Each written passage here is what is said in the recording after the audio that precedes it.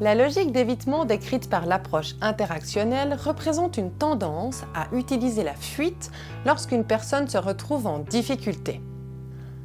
Elle peut être consciente ou inconsciente, volontaire ou involontaire.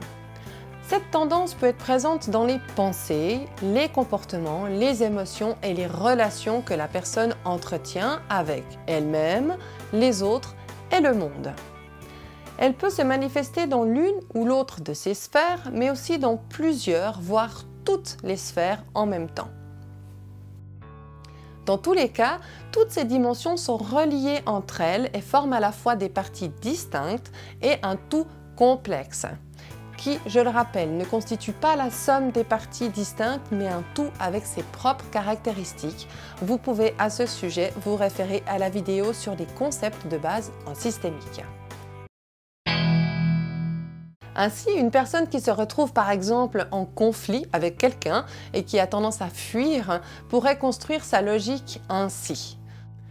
Je n'aime pas les conflits, tous ces cris et comportements violents me font peur et de toute manière je suis incapable d'y faire face et trop sensible.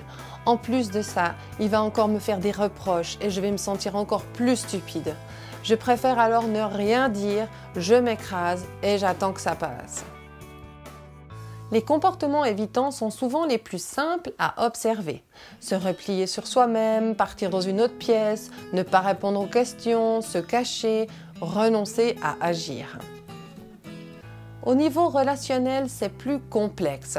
Une personne peut fuir en adoptant une position complémentaire basse, mais parfois elle adopte aussi une position haute afin de fuir des contraintes, des responsabilités, un engagement, des émotions ou des pensées désagréables. Sa position haute lui permet simplement de stopper la situation afin de ne pas faire face à ce qui la dérange. Comme par exemple quelqu'un qui dit « Oh maintenant ça suffit, on fera comme j'ai décidé, de toute façon je ne veux plus en parler ».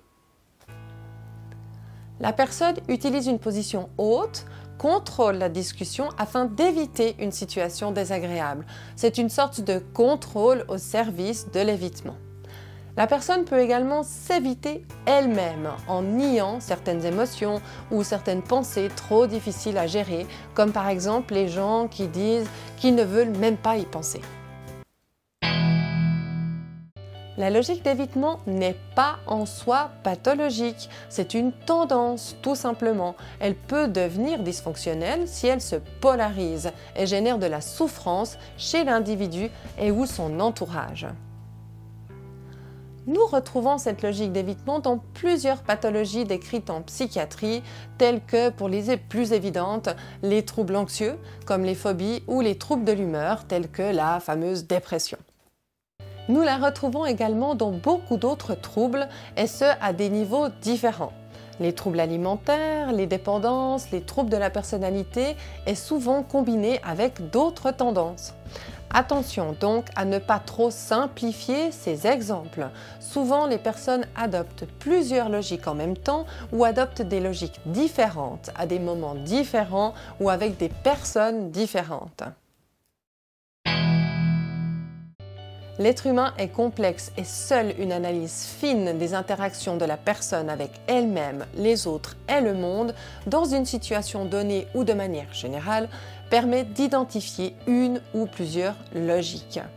Nous évoquerons d'ailleurs dans une prochaine vidéo une autre tendance, la logique de contrôle. À bientôt sur Psychose pour un nouveau Psychopado.